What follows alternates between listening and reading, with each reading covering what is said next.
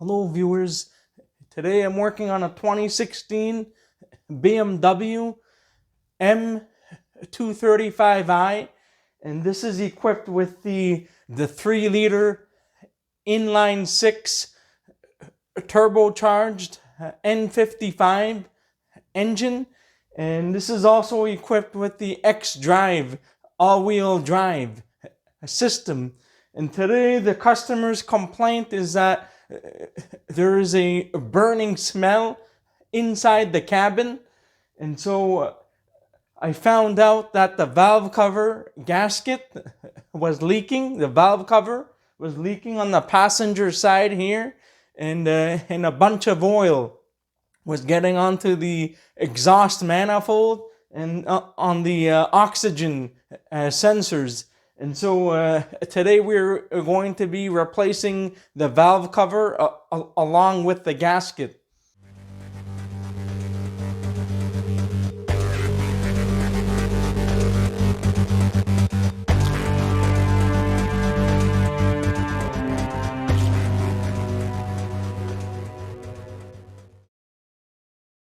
Welcome back to the Moose Mobile Auto Repair channel. And so today I just wanted to say that this particular BMW that I'm working on is equipped with the F22 body style. So this one is the coupe version with the N55 engine.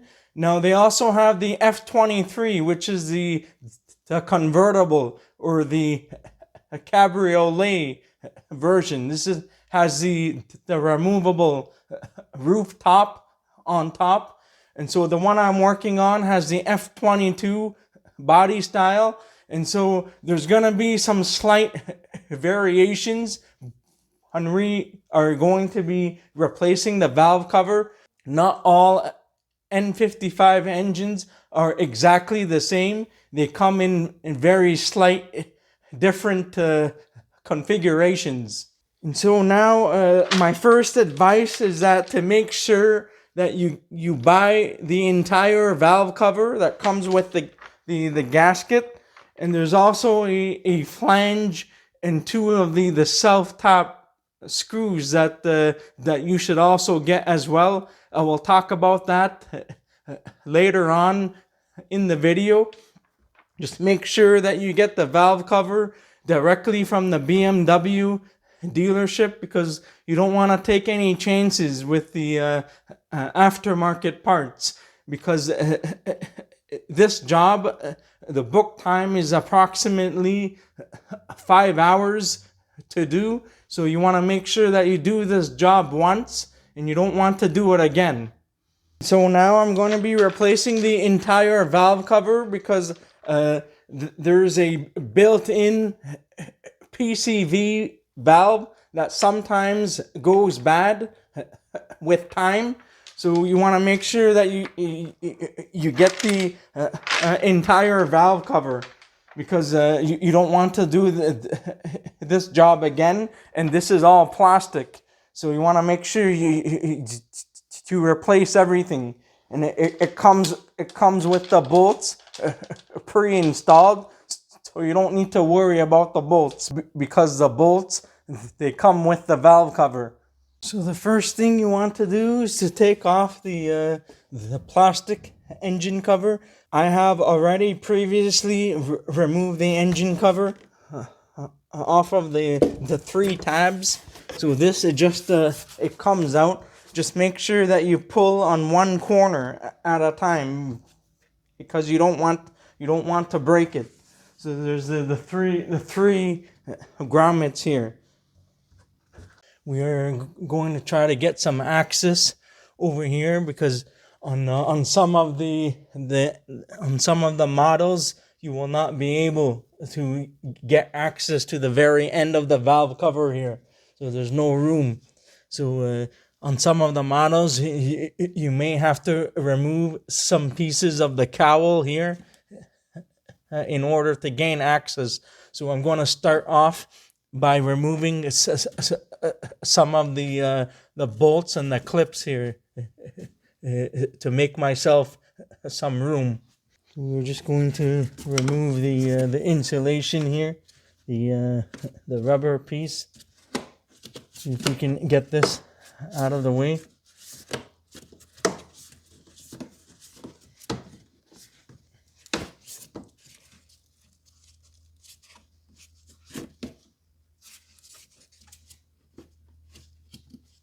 These are the plastic, I think, the 10 millimeters.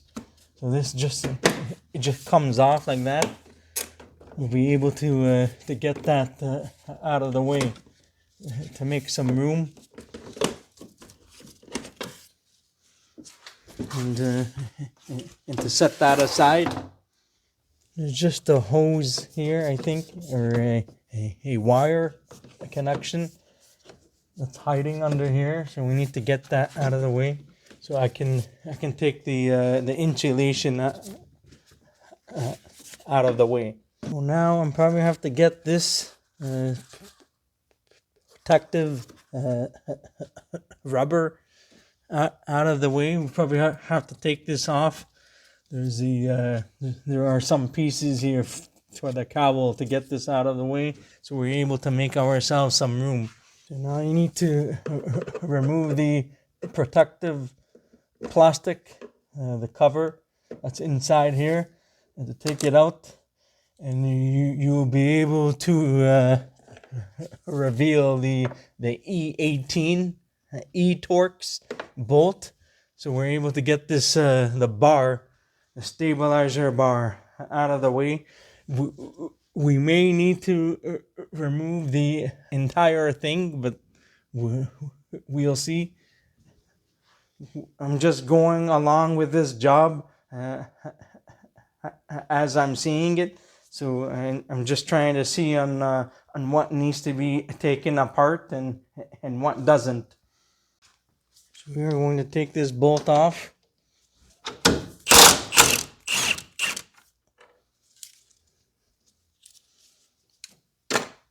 We're going to take this one out.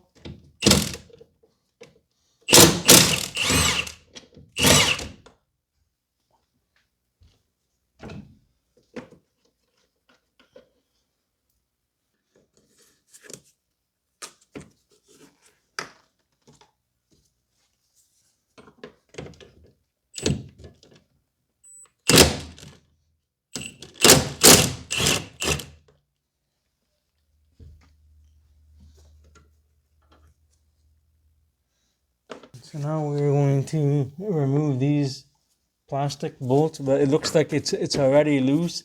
So I believe that somebody has been in here before. So there are some tabs here on the side to take out. So I don't even know if you even need to remove the plastic here. This just turns. That's all it does. So on this side, you don't need to do much. Actually, you just need to push back on the rubber, and you will be able to access the bolt. So now you should be able to take out the stabilizer bar.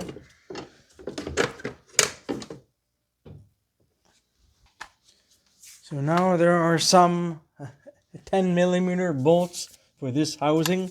So we are going to take those out.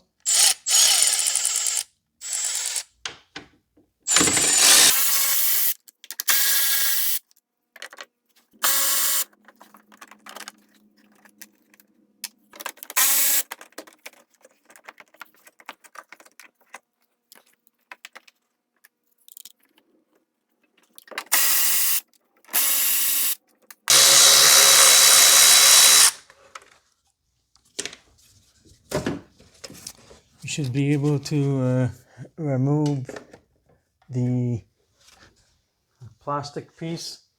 Just take note that there will be a plastic clip that would be attached here. So you would need to get that out of the way.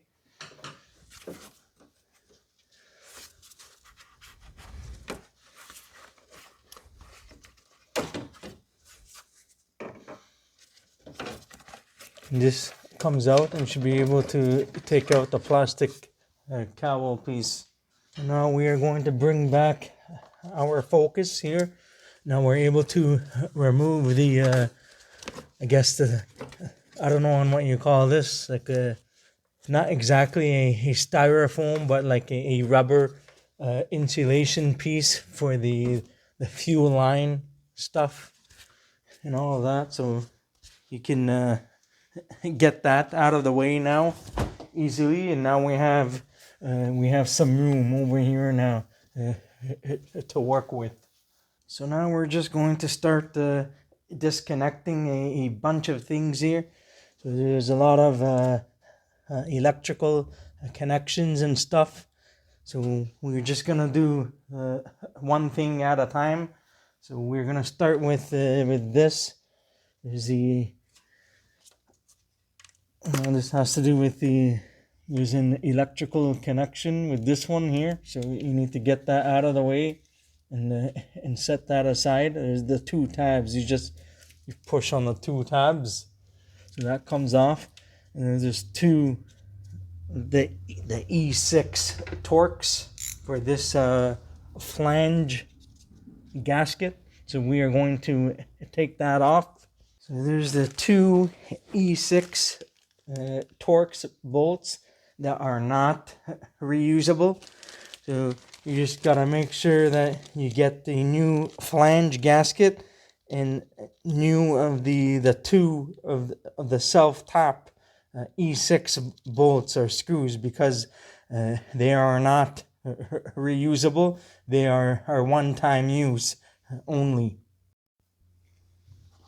So you're gonna remove the E-TORX.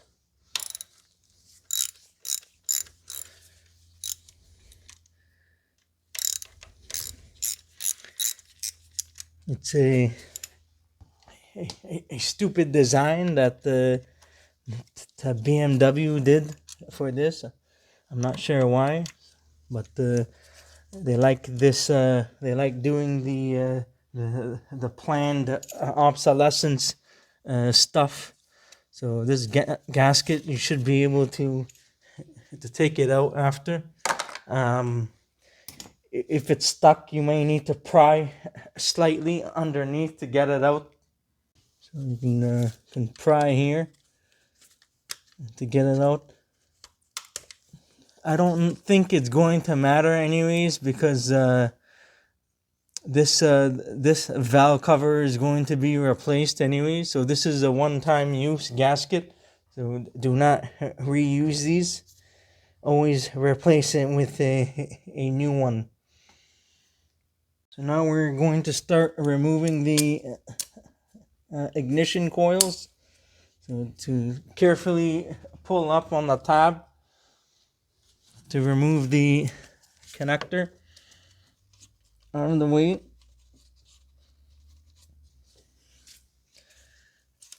And you have to repeat the procedure 6 times. And the trick here on what you can do is you can insert a screwdriver through here and pull up on the coil.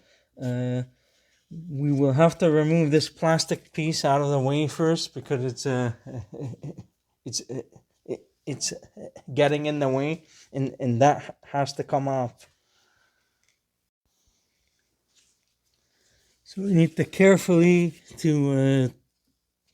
I guess you can push this and to lift up on the tabs very carefully without breaking anything. Just carefully, very carefully to lift up on the tabs to see if you're able to get it out then.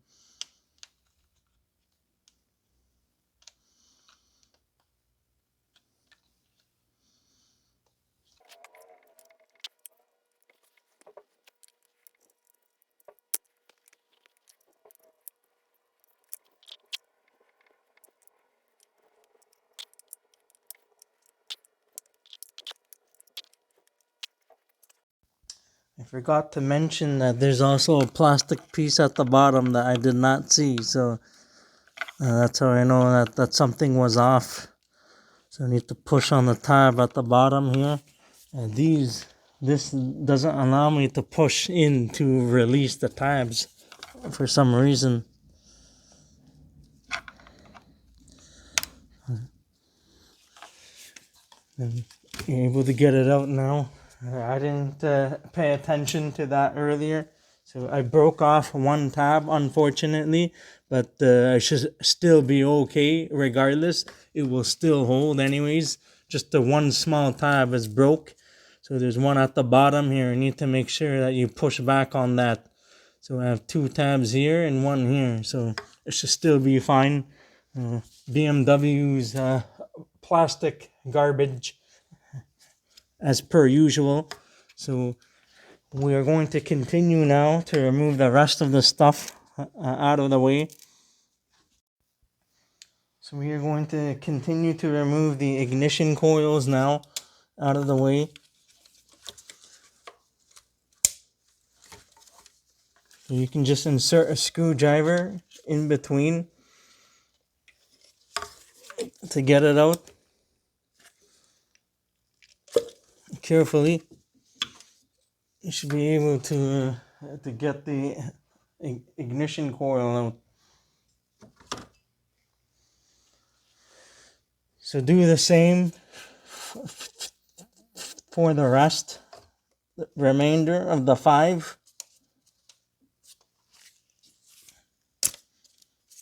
When you push this tab out, you should be able to get the electrical connections out.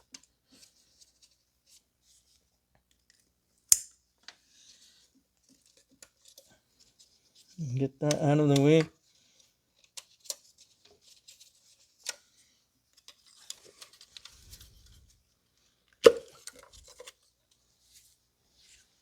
So the same procedure for the rest of the coils.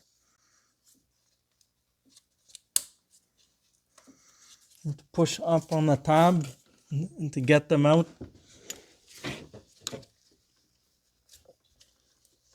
It's a little bit of a tight squeeze here. And after we get down here, we have to remove this bracket. There's one here is already loose. I can see the bracket is loose, so I'm not sure if anybody has been in here in the past.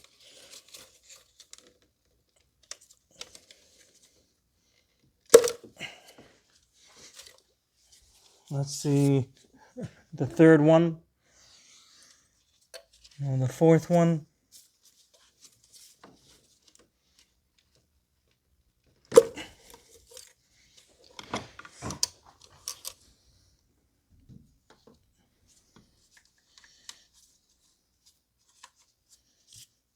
We need to remove this bracket. I think it's a T30.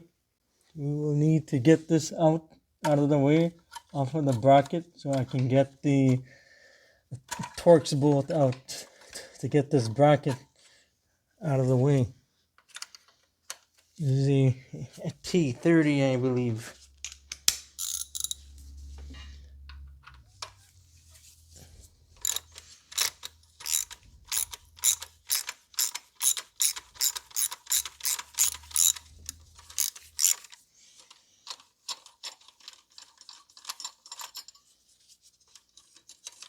That out of the way.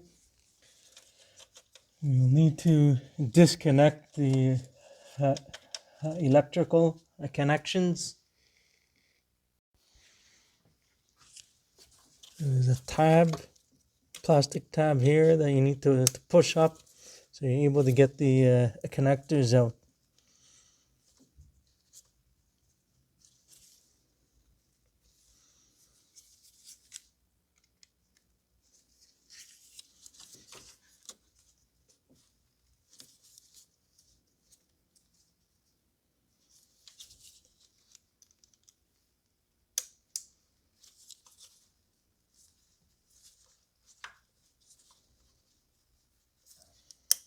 You need to push. After you lift up, you need to push in order to get it out. You need to push on this in order to get it out. We will be able to remove that out of the way and do the same for the other one as well. Push.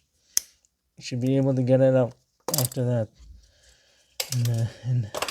And set that piece aside and put this down here somewhere.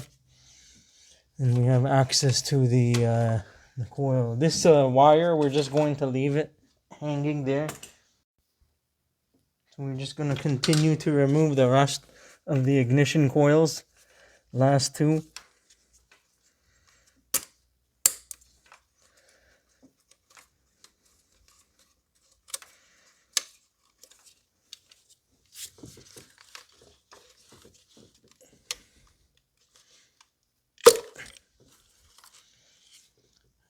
Don't be afraid to push up, to use a slight amount of force, but being careful so you don't break anything.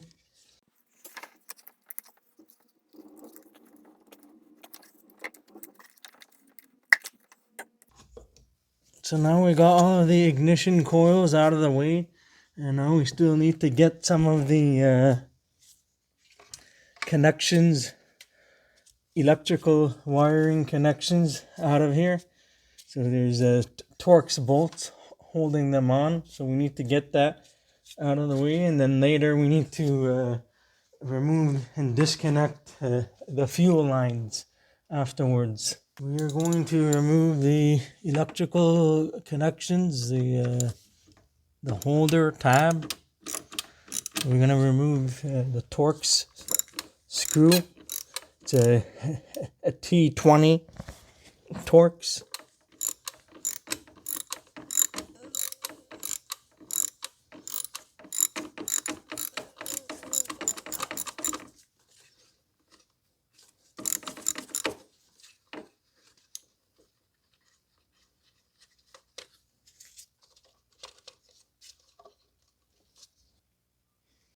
Do the same for the one here.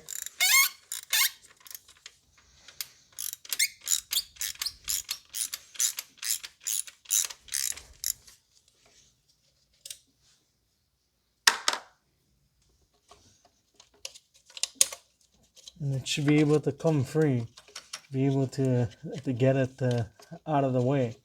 In the back here, there's a harness that you will need to take out. That's tucked on the side of the valve cover. I forgot to mention earlier that I think there are some lines here. I think vacuum lines that are supposed to be here, but on this model there isn't anything here. There's the two ports in which a vacuum line is supposed to go here. So on this particular model, there's no lines going to here. You don't need to worry about that on this one. But if yours has the lines going into here, then you will need to disconnect the lines and reinstall them on the new valve cover.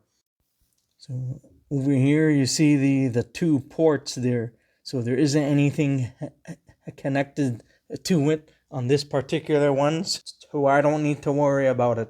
Now I'm going to disconnect the electrical connectors for the fuel injectors. So we have to remove each one, and we have to remove the nuts for the ground connections for the coil so that we are able to get this out of the way. So I already got the first fuel injector out off camera. So in order to get the fuel injectors out, you will need to use a pick tool. And the very first opening here, or the dimple, there's a hole in here. You need to push onto that and to pull on the connector carefully.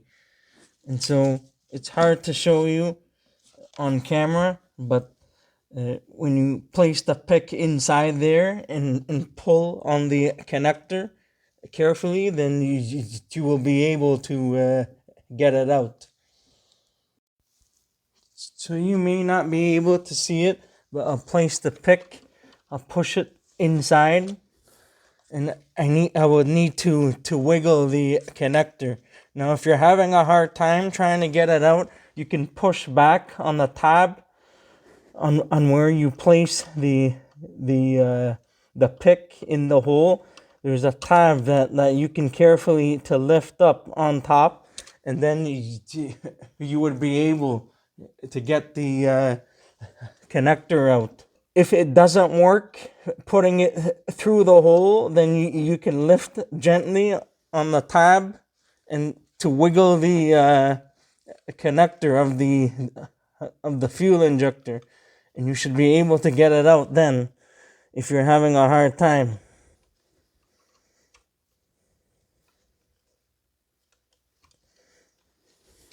Here, it's out. So you just need to play around with it if you're having a hard time trying to get the connectors out.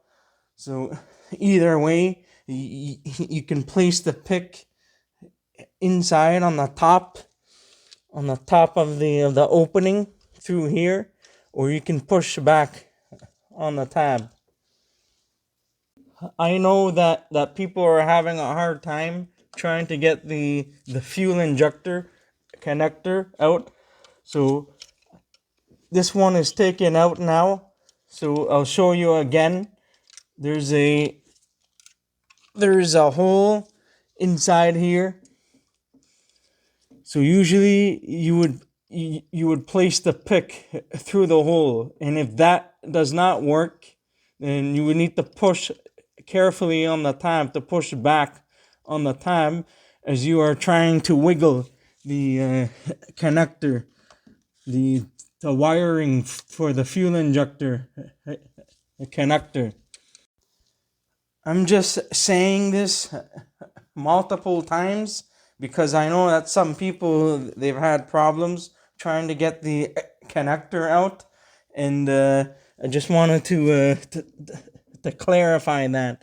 So I already have the first two disconnected, so I'm going to disconnect the remainder and just go from there.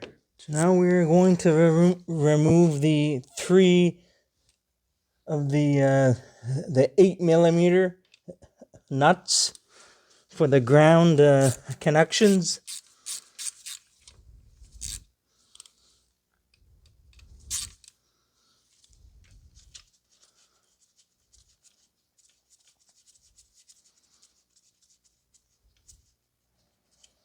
You can take the nut off, remove the connector out of the way, and reinstall the nut temporarily on the stud. So that way the nut is here for when you need to reinstall the connector. And so we are going to do the same for the other two. So we're just going to do the same.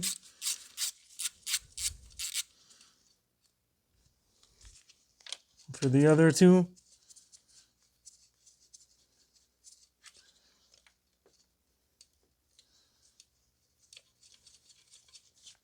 And if you want, you can place some shop towels inside the spark plug holes if you don't want to get anything inside the spark plugs inside the holes. We're going to do the last one.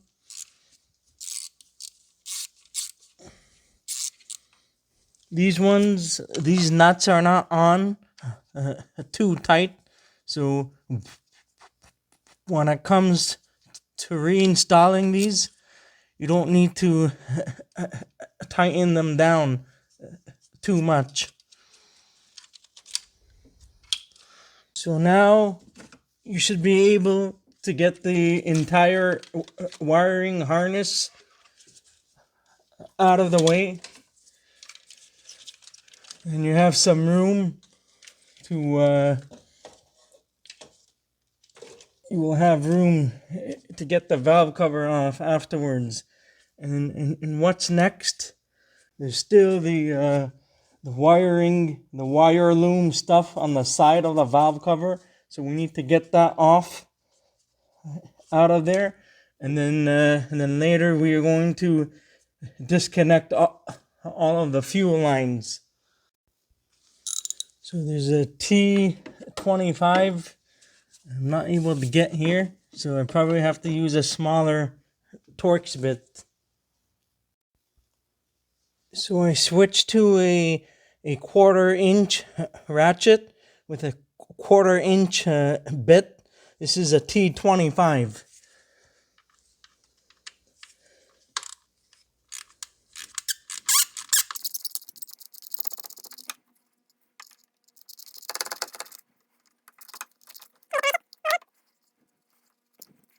If I'm able to get that out of the way, you just need to pry it out of the way.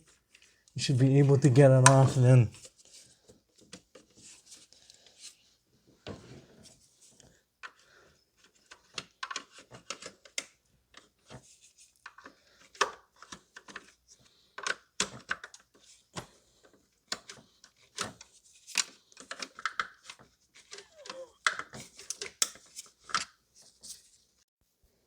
So I forgot to mention earlier, there's a 10 mil bolt that needs to be taken out.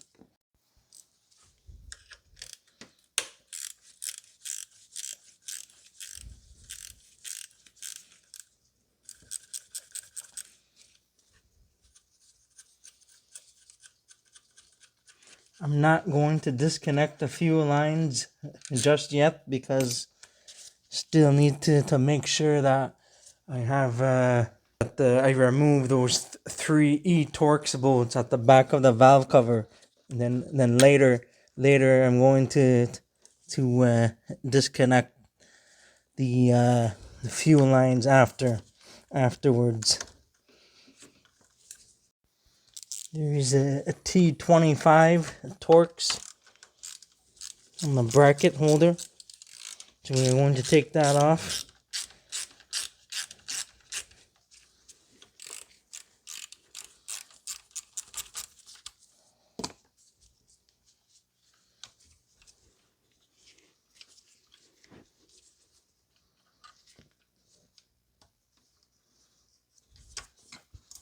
Get this out of the way.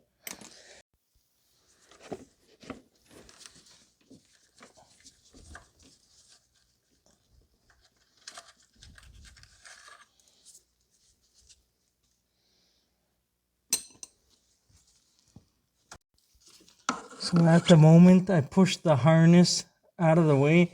You must remove and push the plastic harness that is sitting on the TORX in the middle there. So you need to get that black plastic piece out of the way so that you get it off of the holder inside and where the TORX is. So the black plastic is leaning against the valve cover now. So you need to get that out of the way first before you can remove the TORX. So right now, at the moment, I pulled out the harness a bit, and I pull the harness in the back to put it on top of the valve cover temporarily. And so I put the half extension with the E10 TORX on the bolt in the back, and then I have a long extension and a ratchet. It's a big pain in the butt. Thank you very much, BMW. So you probably have to use a U-joint in between, and then you will be able to get the TORX bolt out. So as I'm working, I'm in the back trying to remove the bolt here. The good thing about these valve covers is that they have the sleeve, so you don't need to take the bolt out because they are pre-installed on the valve cover. You just need to make sure it's loosened all the way. So this one is the hardest one to do. So once that's all loosened up, you should be all good.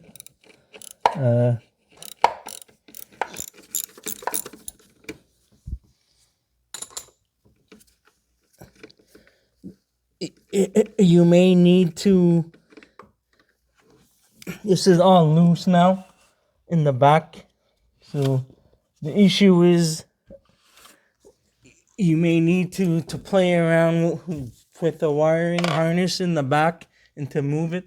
So now I'm going to move this back in the corner so I can access the one bolt here and over here.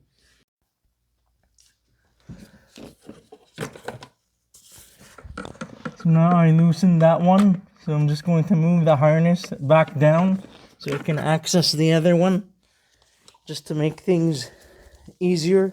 I need to switch to a half extension because not able to fit that. The 3/8 adapter, the E10 TORX, and see if that works.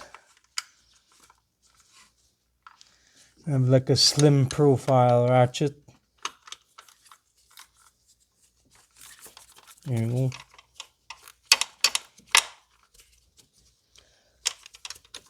I didn't disconnect the fuel lines yet, but I'm going to soon after I remove all of the E-TORX bolts.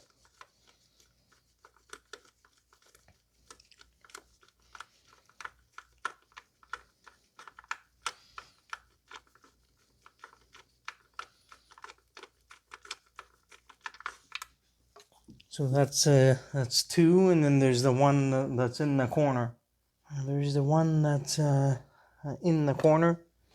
So you're going to remove that.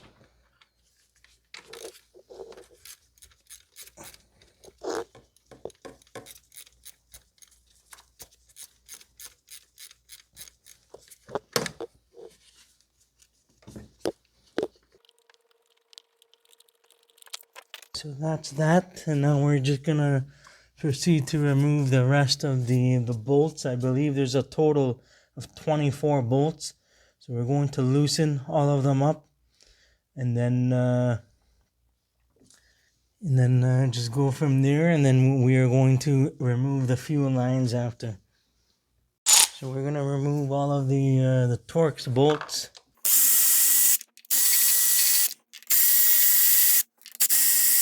You can remove them in a crisscross fashion if you want to. It's not a big deal when you're taking it off. It's just a big deal when you do the installation. You'll have to do a crisscross pattern.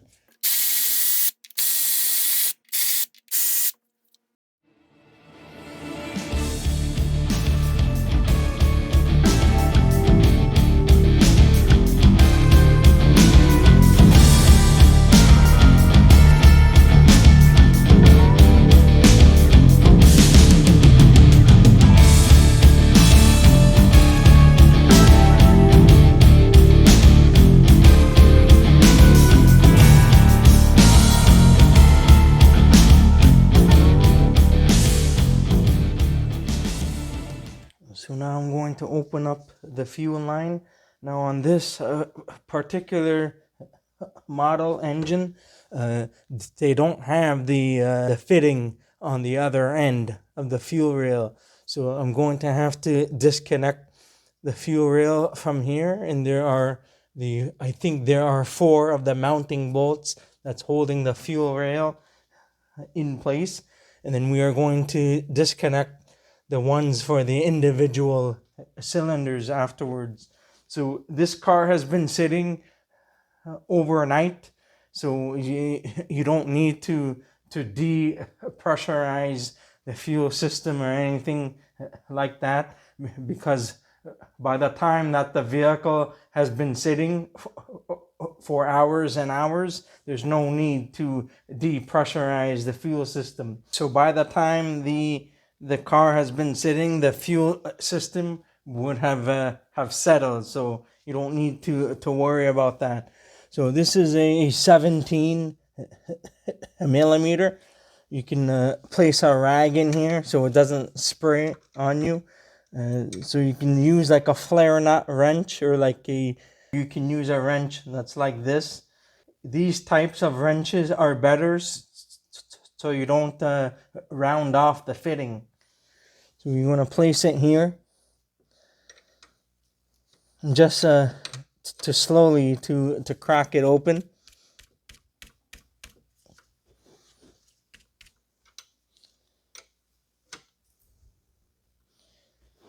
You want to be careful, not open it all the way. You just want to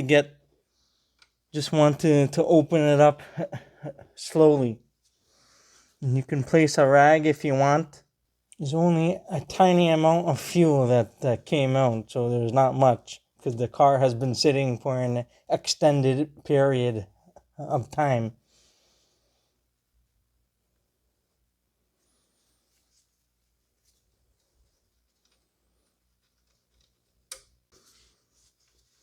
I'm just going to place the rag in here so to prevent the nut from going inside all the way, if you want to do that. So now we're just going to crack open the ones over here. They are a 14 mil. These fuel line fittings are not on very tight, so just be careful when you are trying to open them.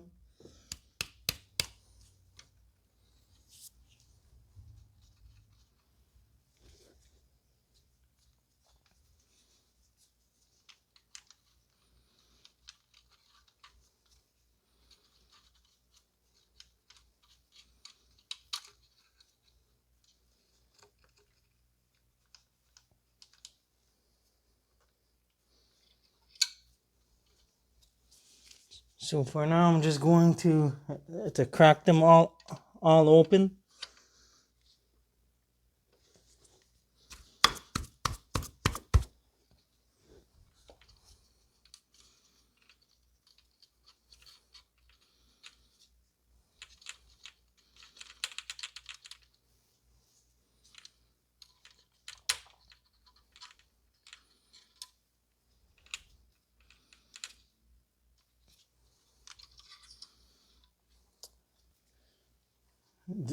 There is not much fuel that squirted out, so you should be fine. You are obviously going to get a tiny amount of fuel here and there, but it's not that big of a deal, because it's just going to evaporate after you're finished.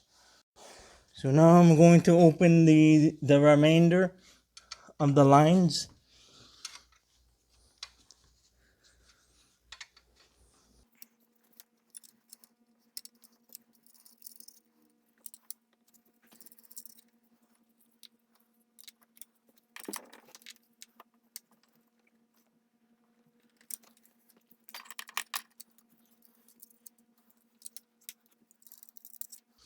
These lines are not on all extremely tight, so just to take into consideration when you reinstall these lines, you don't need to tighten them down too much.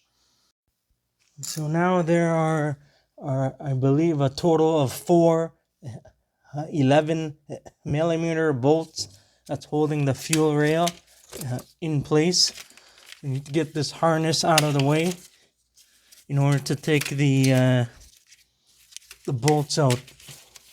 There's a total of 4 that's holding the fuel rail in place, so we are going to loosen that up for each one. This piece, it just comes off. You just need to pull it out.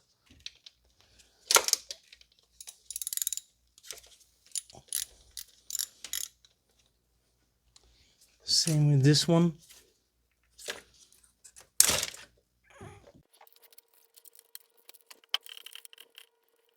Make sure you do not drop the bolts.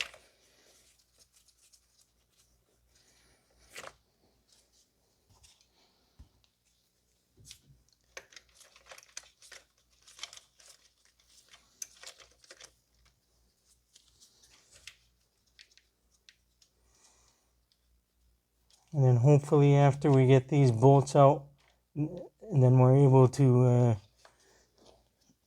to move the fuel rail out of the way.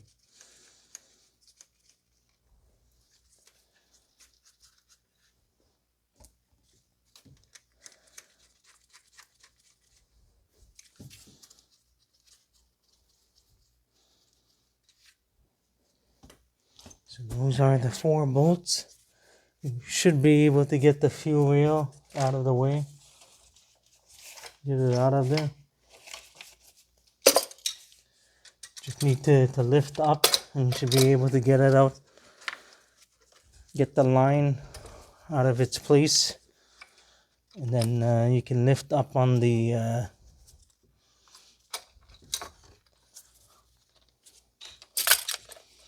tabs, and you can just turn it over after that, or just put it on the side, and I think you should be okay.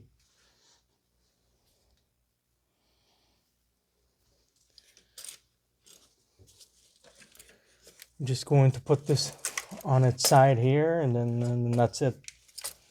It should be all good. It's not in the way of anything. Probably going to use a rag to cover it up to prevent any extra spillage of fuel. Now I'm just hoping I'm able to remove the valve cover by now. I already have disconnected everything. I forgot to mention you may want to cover up the fuel injectors.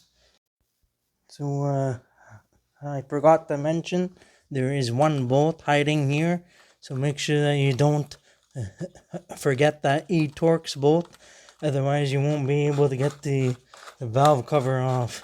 Now I have to find something to cover up the fuel injectors, so that way I don't get any dirt inside the fuel injectors. So unfortunately, I don't have anything to cover up the fuel injectors.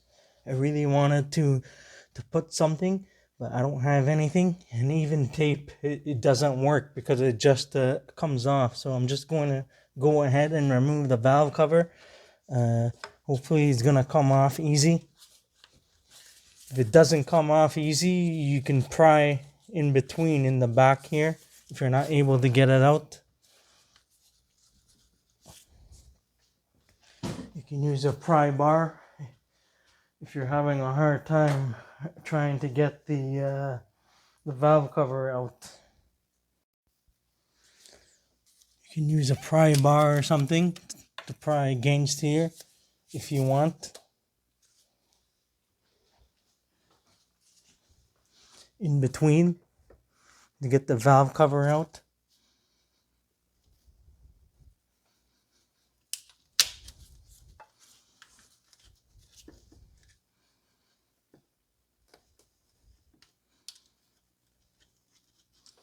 Make sure you don't use too much force.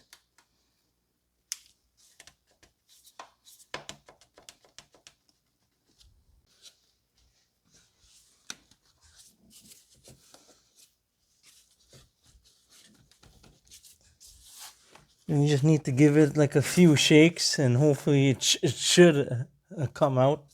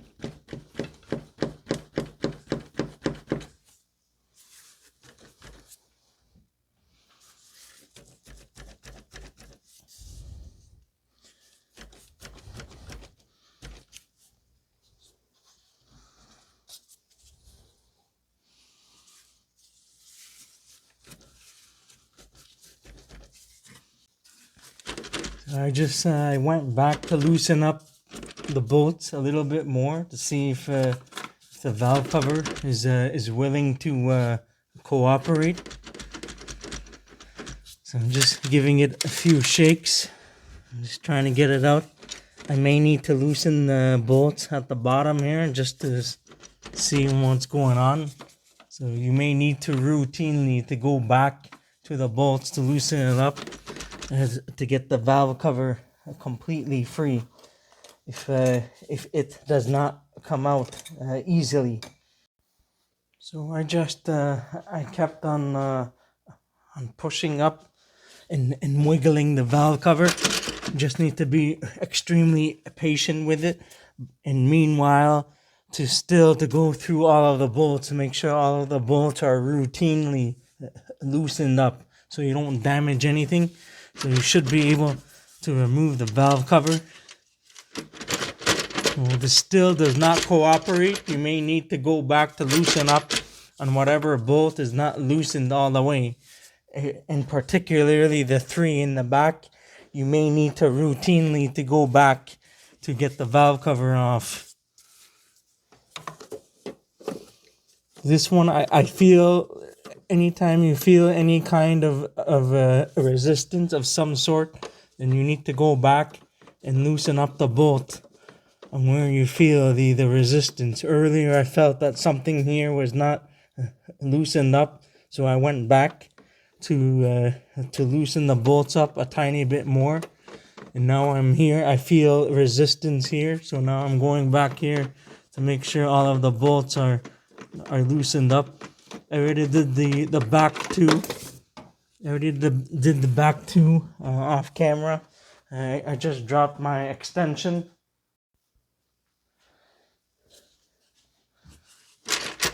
So now the valve cover is out. Should be able to get it out now without too many problems.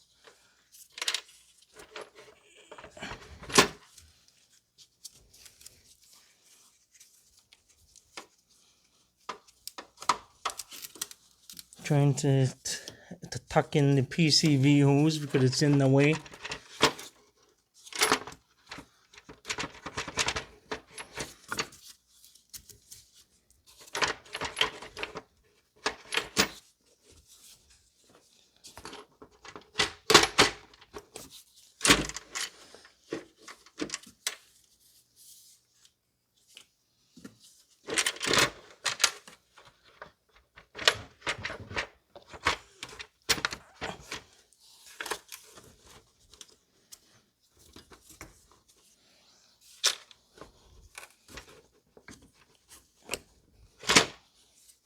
The lines are in the way here, so that's preventing me from getting the valve cover completely out.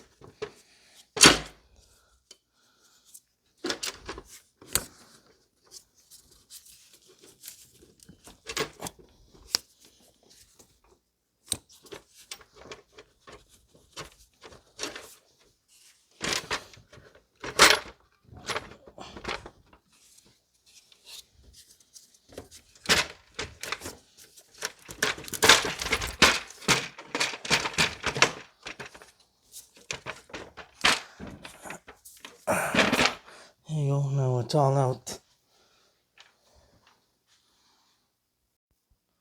It's a big pain in the arsenal. So now I'm going to start to clean up the surfaces and stuff, and then just to make sure everything is cleaned up before we install the new valve cover. So you can see there is a lot of oil that was leaking past the valve cover area, and you can see that all of the oil was getting onto the exhaust, and it was just pretty much dripping in the back on where the exhaust is. This is just the shield, the heat shield, but you can see all of the oil that's been here. As of now, we're going to wipe the engine down a little bit, and then later, if we need to use a little bit of the 3M Scotch Brite just to wipe the cylinder head down. And I forgot to mention earlier on what you can do if you don't have the any of the silicone covers. You can use a piece of the glove and cut off the fingers of the gloves, and to put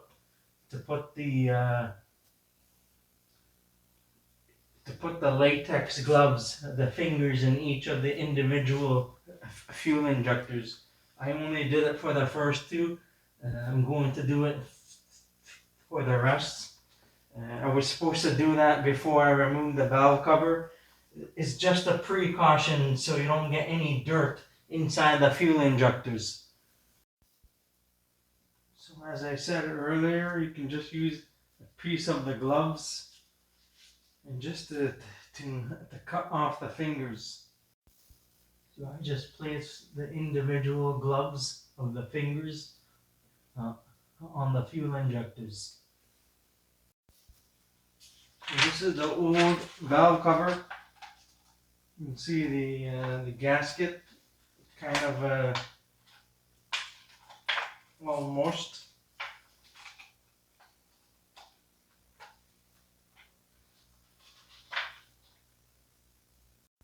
So right now we're just going to wipe down the surfaces for now, and then spray down with brake cleaner.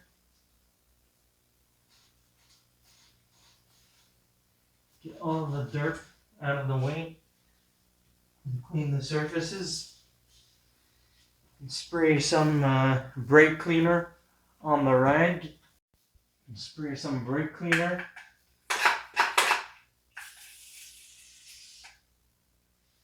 On the rag, and then you can wipe down the surfaces.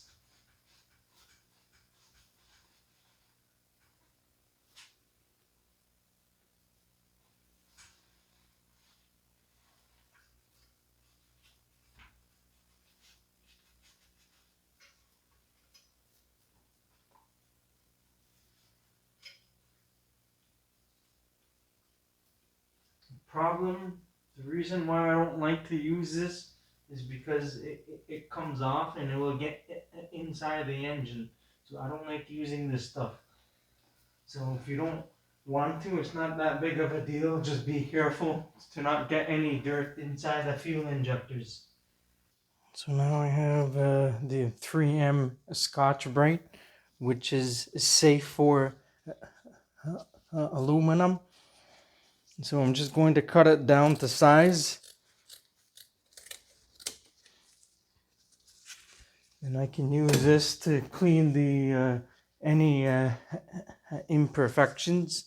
So if there's any like dirt or debris actually.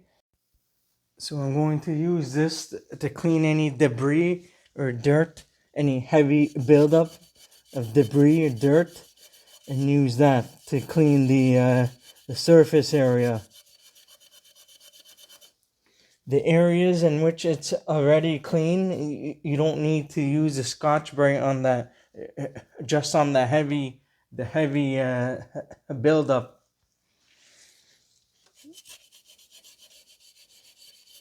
So I'm going to continue to do the cleaning, and then I'm going to bring you guys back on camera after I'm ready to reinstall the new valve cover.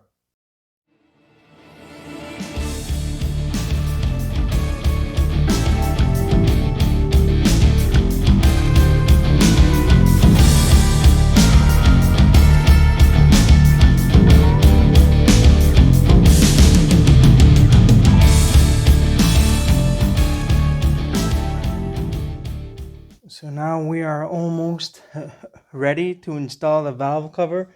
You just want to make sure that you push in the gasket all the way in on all around the edges, just to make sure it's in, so that when you turn it over, the gasket does not come off. Now we are going to install the valve cover.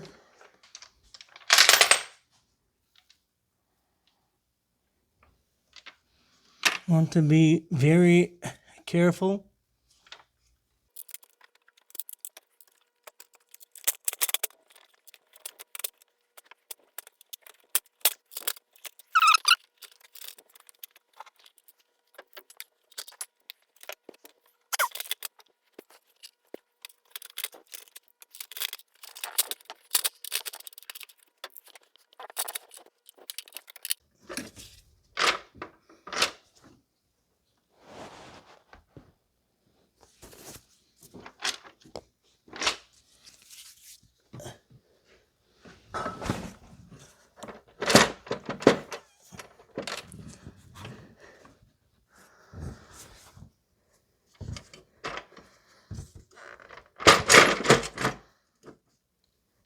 Gotta make sure that the valve cover is not interfering in the way of the harness brackets here at the bottom.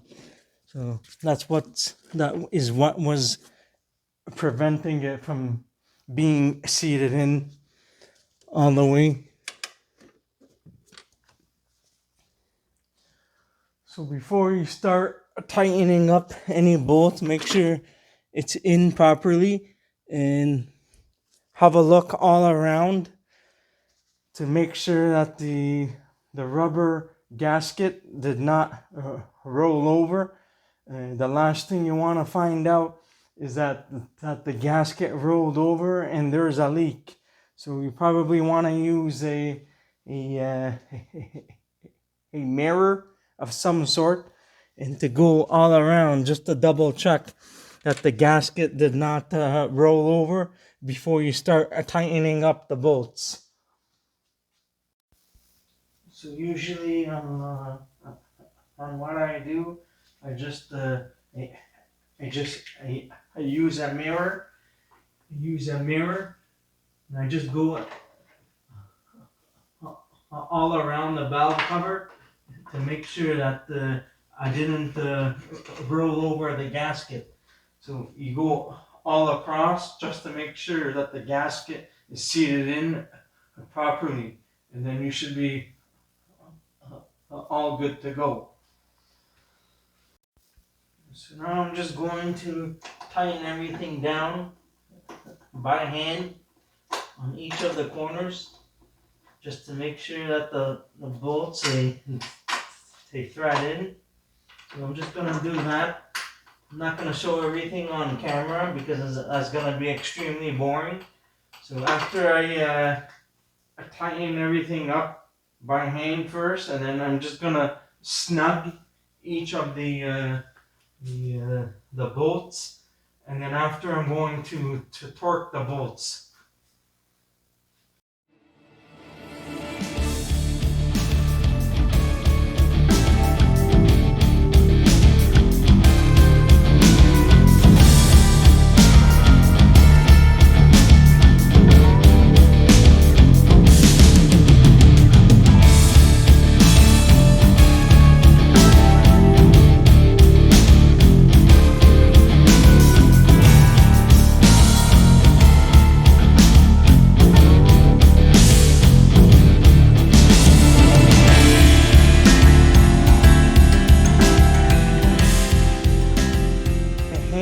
Tighten everything down. Usually when you install a new valve cover, you want to start at the hardest part first. So you want to start at the corner over here first, and then the two in the back, because those ones are the hardest to access. So you want to make sure you thread them all the way in by hand before you start the ones in the front. And so I hand tighten everything in the front. I'm just going to torque them down. I believe the torque spec is 6 foot-pounds, so it's not very much, but I'm going to double check the spec and put it up on the screen for you guys to see. And after that's tightened down, I'm going to reinstall the fuel lines after that. So what we are going to do now is to torque all of the 26 TORX bolts, the E10 bolts. I know that earlier I said 24, but I was mistaken. There are 26 bolts. So I'm going to start in the back, and the torque spec is 6 foot-pounds. So I'm using a 1/4 inch torque wrench. This goes by inch pounds. So for every 1 foot-pound is 12 inch pounds.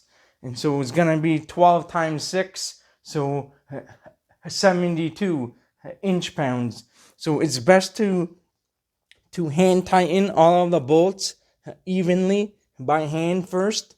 And then after, you want to torque everything down. You probably want to do it in several passes in a crisscross or star shape pattern, so you can can evenly tighten down the valve cover, so it's not too much on one end or too much on the other. So to make sure that everything is evenly tightened down. I'm going to start in the back at the hardest one and do that one first.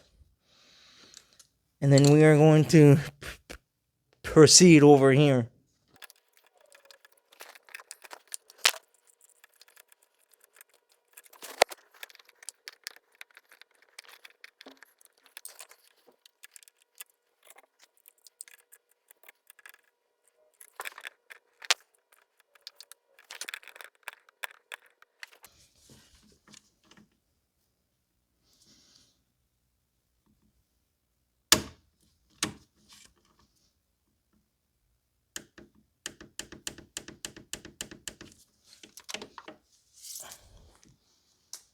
So the one in the corner is done. We're going to proceed to the one in the other corner, and then in the middle, and we're going to come back here and try to do a crisscross fashion. Just be extremely cautious and careful with that corner bolt, because you don't want that one to break. So you want to be extremely careful.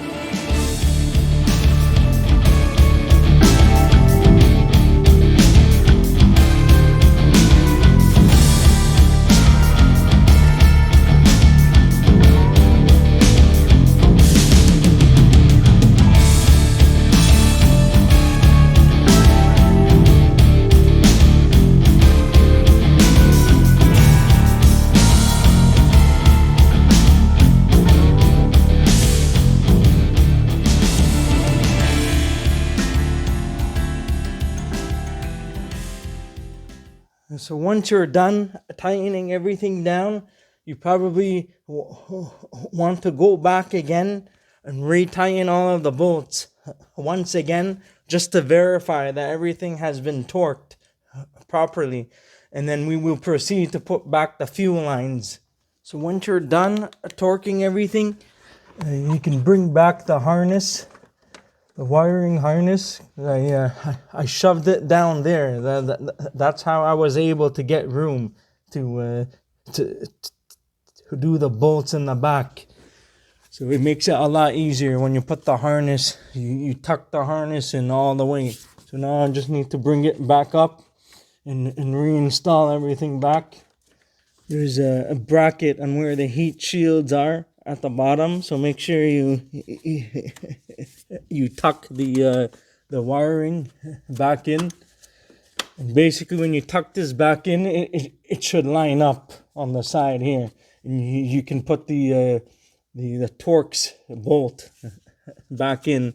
Now I wanted to mention earlier, because I didn't mention it, that there is no particular order in which you would like to remove the things off of the valve cover area. So you can do it however way you want to do it.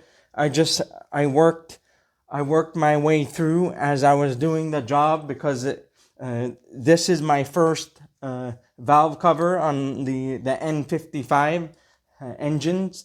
So I don't normally work on BMWs all too often. It's just here and there. So it takes me a while to figure it out. So it will take you longer if it's your first time on this particular engine. But if you have done these a few times, then of course it's going to be a lot easier. We are just going to reinstall one of the bolts here, the TORX bolts or screws. So this T25 TORX is all done, and so we are going to proceed to install the fuel rail and the fuel lines. So everything is just basically the reverse of a removal. So We're just going to reinstall everything back.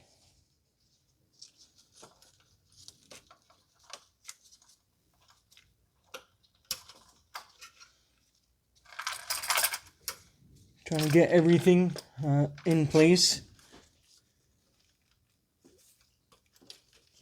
And to start the fuel line fitting on the fuel rail here. Make sure everything goes in all the way. I will put the torque spec on the screen if you would like to torque the fittings, but it's not absolutely necessary. They don't take much. I think the large one is 22 foot-pounds and the small ones are 17 foot-pounds. I'll put the torque spec on the screen for you guys to see.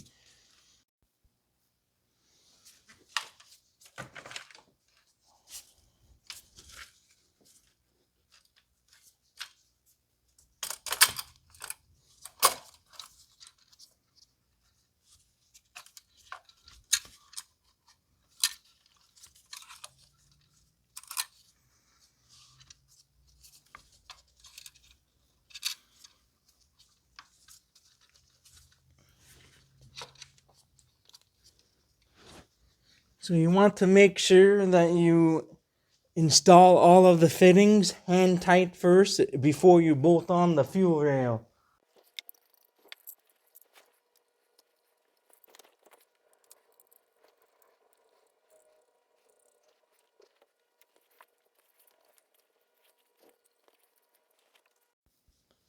There is one thing you want to be careful of, is to make sure that the rubber lines up onto both of the lines. These two are lined up in the back. This one is not. So I would need to fix that.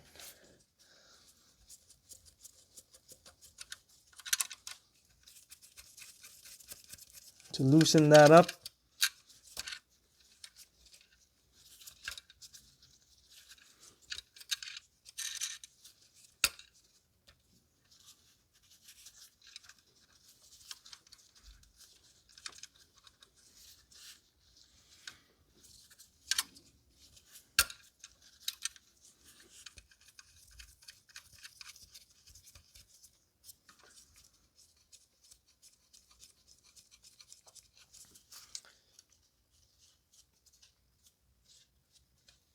We are just going to tighten up the fuel line fitting. So just tighten it up snug and you should be okay. It doesn't need to be extremely tight.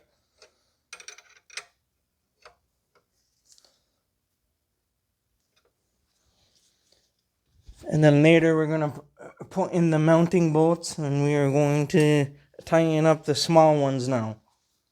We're going to tighten up the small ones.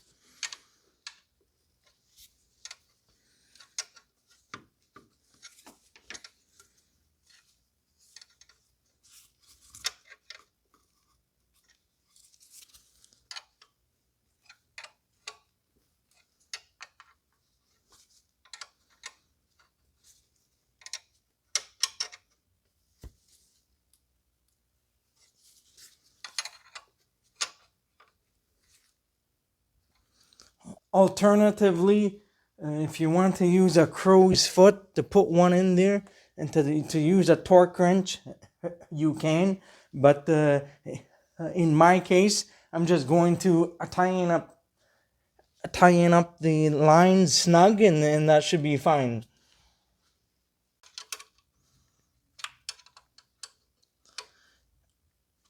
At the very end, we are going to verify for fuel leaks to make sure that there are no fuel leaks after the job is all done.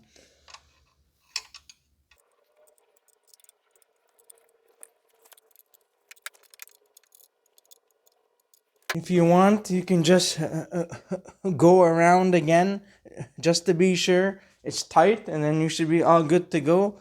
I'm going to verify the large fitting to make sure it's tight, and then we are going to reinstall the mounting bolts and double check again, because you don't want any fuel leaks when you start up this engine.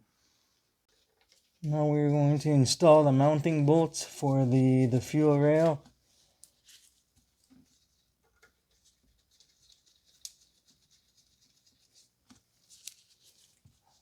All four.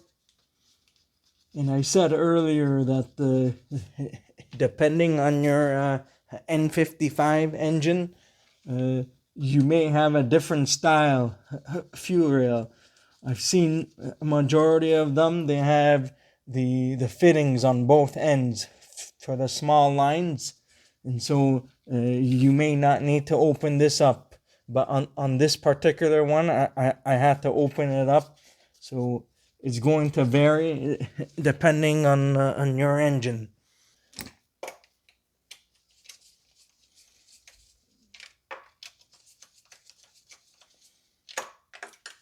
This, you just need to tighten it down just snug and you're good. You don't need to tighten it down too much for the mounting bolts.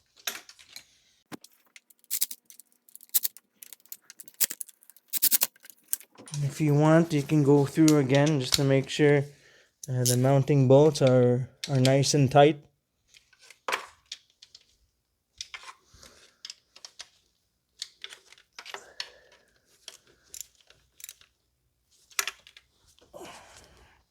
I'm just going to verify that the fuel lines are tight once again, and then we will proceed over to the next step. I believe we need to bring this harness back in. So now there are the two clips that mounts onto the fuel rail to hold the harness. There's one cable for the valvetronic, for the variable valve timing. We're gonna put this behind the fuel rail where it was.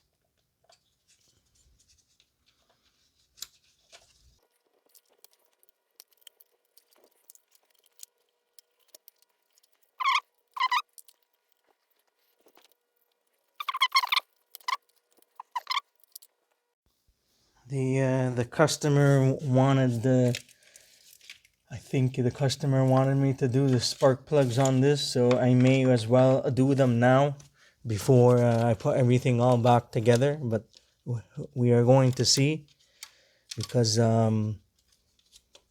just waiting for the customer's approval if they want to do the spark plugs while I have this open up, and then we are going to put everything all back together.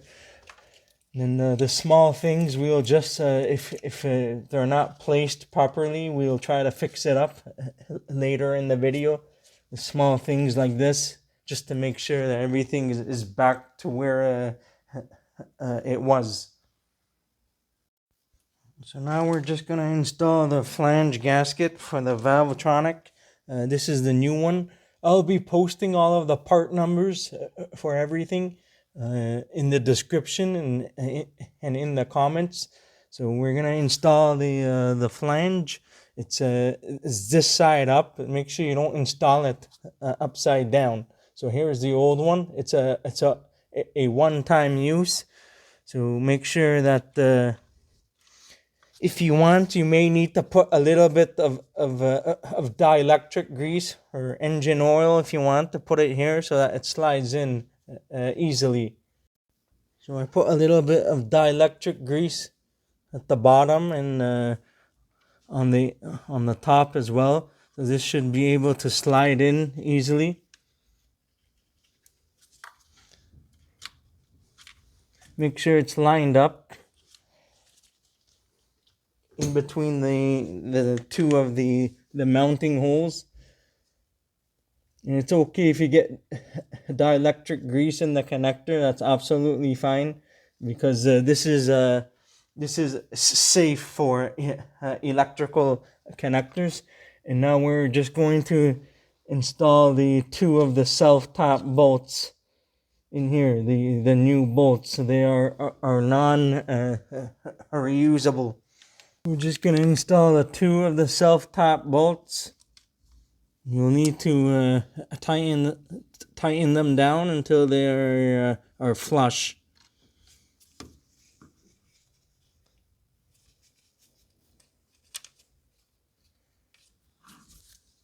And they are E6 bolts.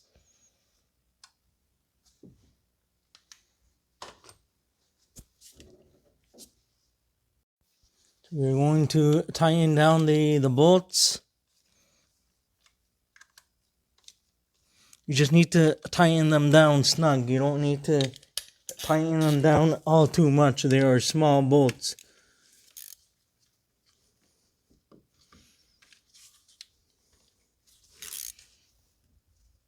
Just trying to get them as centered as possible before I tighten them down all the way.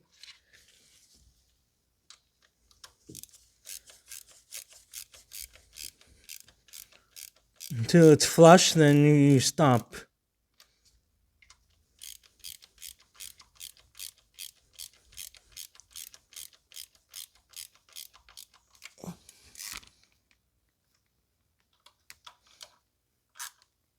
These don't need to be tightened down all that much. Just be very careful, and you should be all good to go. As soon as it's flush, then you stop.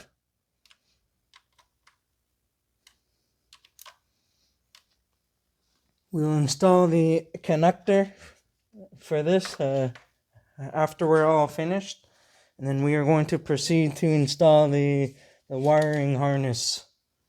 And so now I'm just reinstalling the holder for the lines for the I think they're going to the oil cooler. So we were just tightening up the bolt here, and there is one T25 a TORX bolt that holds the bracket in place. The plastic piece broke off here earlier, but it's not too big of a deal. It's still going to hold the lines in place. We're just tightening it up with a 10 millimeter ratcheting wrench.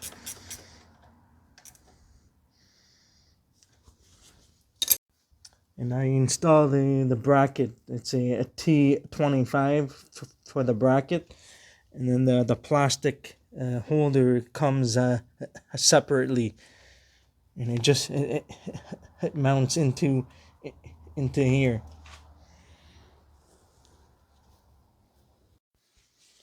So now we're just going to reinstall the T25 TORX bolts.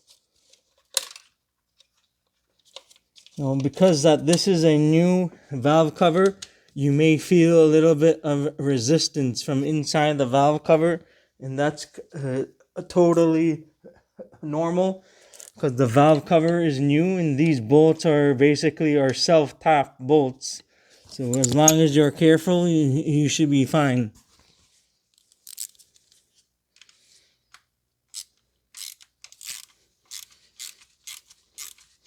Just gonna go halfway through there and install the other one at the other end. Just going to install the other one over here.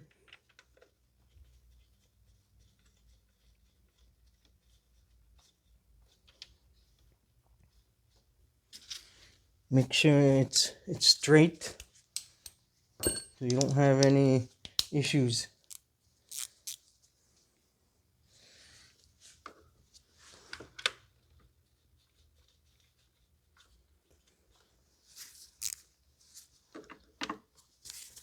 It will help if you have a low profile TORX bit or bolt. I'll have to work my way around this.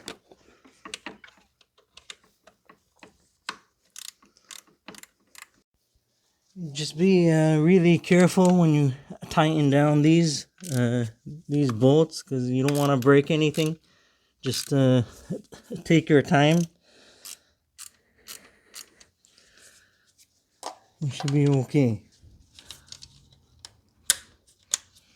They have a plastic sleeve inside here in which you can install these TORX screws. So it's going to be a lot harder to do it on a new valve cover because the threads have not been tapped in all the way, like how it is on the old valve cover. So now we're going to install the fuel injector connectors back in. Make sure they're securely in all the way. You can verify that by trying to tug it out. Sometimes you may hear a click, an audible click, to verify that it's in all the way.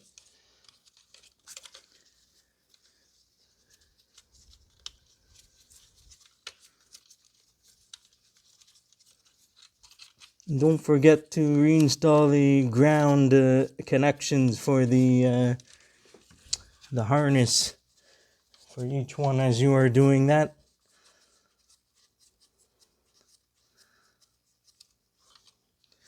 Then we are going to install the coils after that.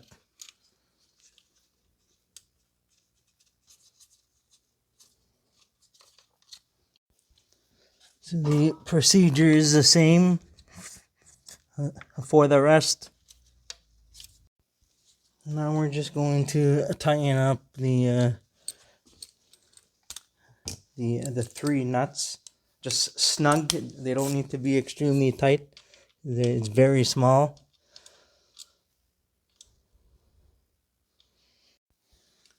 We'll do the same for the last 2.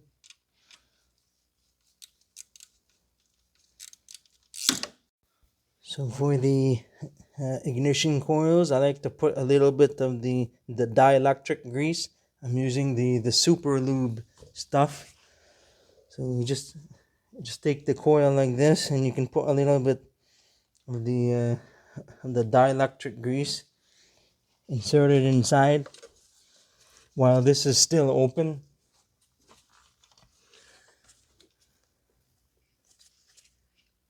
Make sure it's seated all the way in before you install the wiring connector.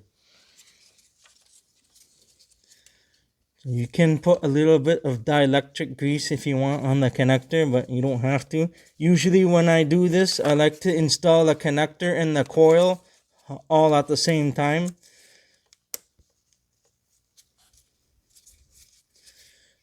So once you get that in, make sure it's not obstructing in the way of the wiring.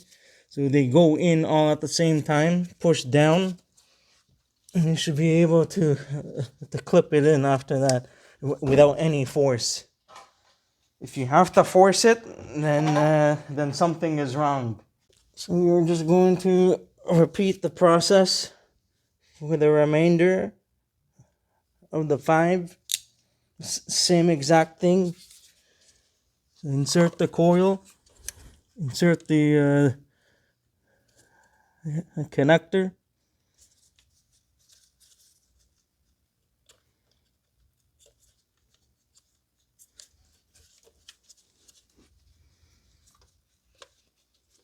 make sure it's seated all the way in. Both the coil and the connector are seated in.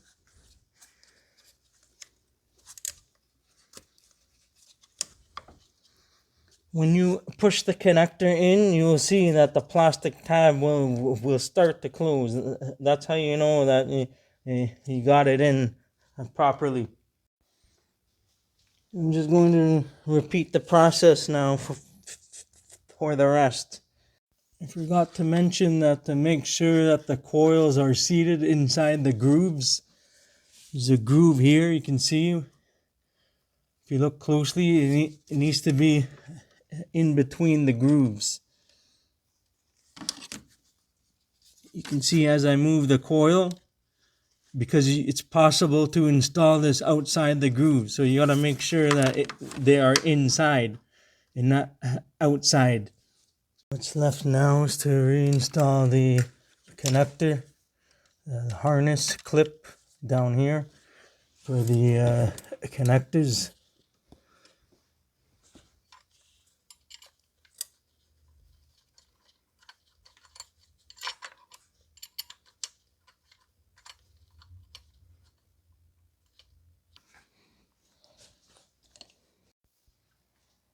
So now I got this bolt started.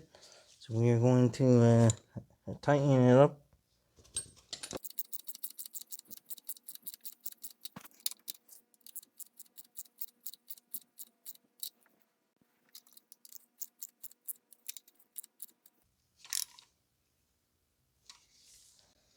You have to be careful with this, so just be extremely careful when you are threading it in, because you don't want to break anything.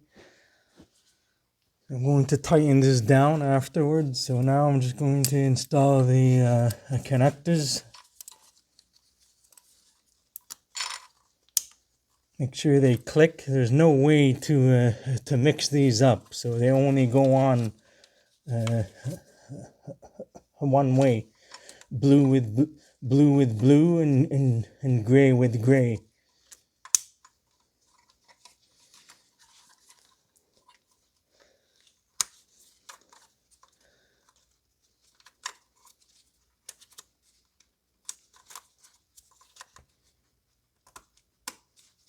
Make sure everything is seated all the way. I'll probably try to tighten this down a little bit more. I know that the old one was a tiny bit loose, so the bracket can move a little bit freely, I guess. So just tighten it down a tiny bit more. The issue is you don't want to go all the way, because then you're gonna break the plastic. So you need to watch out for that.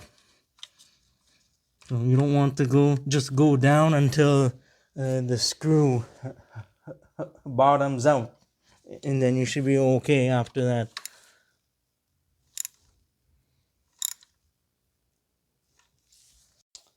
So what's left now, I need to tuck in the wires here, the harnesses in the corner. There's typically a spot for the wires to sit in the back here for each of the harnesses, to make sure they're seated inside. And now we're just gonna reinstall the connections for the valve electronic system for the variable valve timing.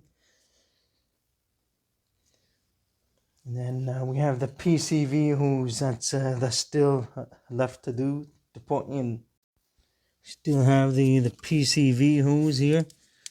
I'm just gonna reinstall this back in, being really careful.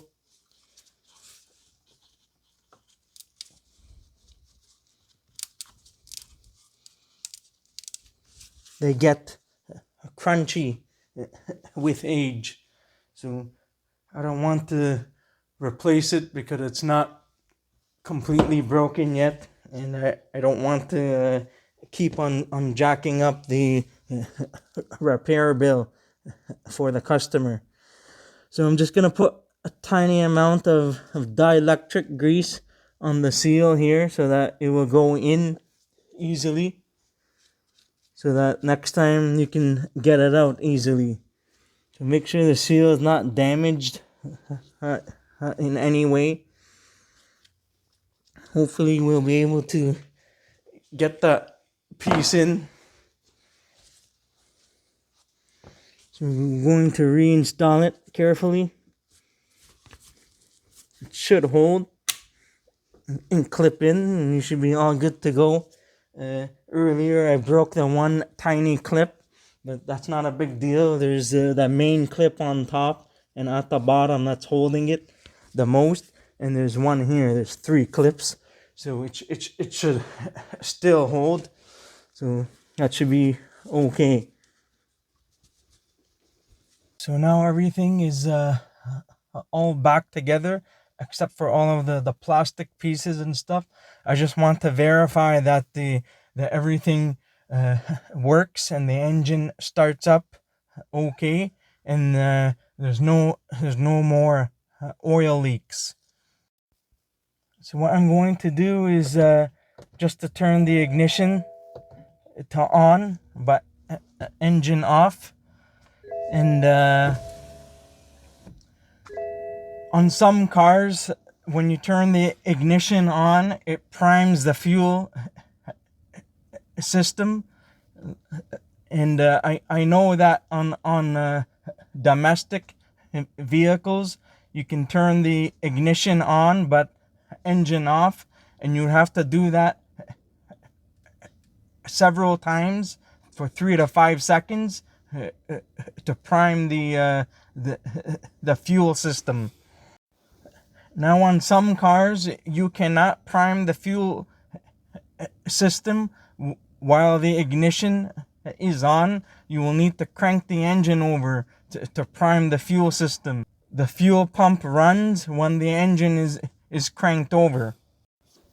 So I know that on some of the Toyota vehicles, the fuel pump runs only when the engine is cranked over. It doesn't have a self prime when the ignition is turned on. You would have to crank the engine over in order for the fuel pump to run.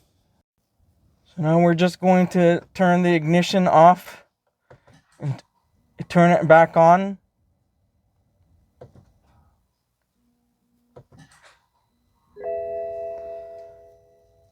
Meanwhile, you also want to check if there's any fuel leaks as well when you start the engine. So we are going to turn the engine on now.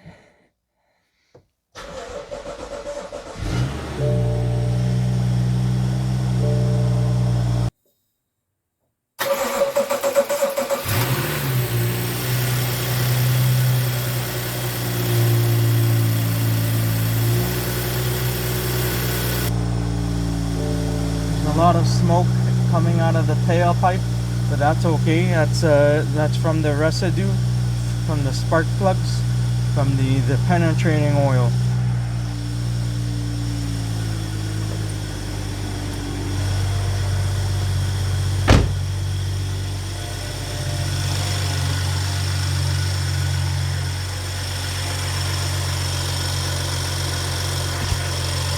Now you just want to verify for leaks.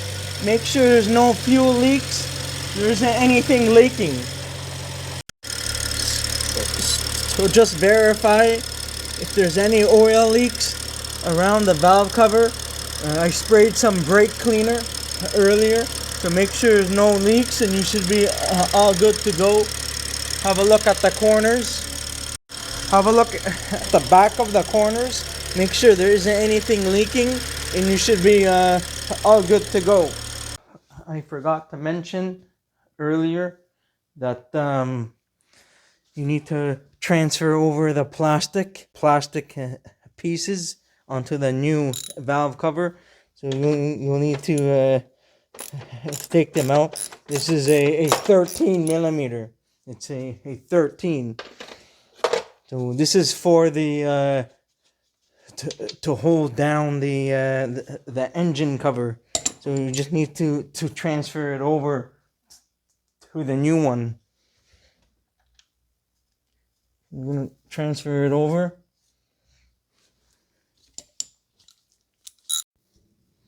And now we're gonna transfer this one over. And I think that's it. It's just these two that needs to be transferred over. I didn't see that earlier, because now I put the sponge protective cover for the fuel lines stuff. So I started to realize that they needed to be transferred over. And I think that's it from the old valve cover. I'll get that out of the way. So we're gonna install the other one here.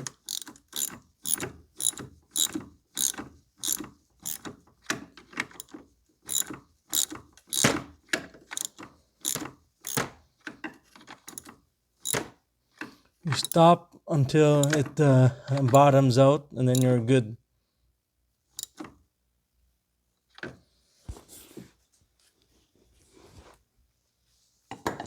So there's the two over here. So now I'm just going to put the I don't know on what the heck you call this. I call it a sponge or on whatever you want to call it. This is just to protect and insulate everything for the I think it's for the fuel lines and stuff. Just insulation. Is one last one I forgot to take off earlier, so I'm doing it now. It's a 13 for all of them. That's when I found out that the engine cover was not secured all the way in. I'm just going to install this onto the engine cover, and we should be all good after that.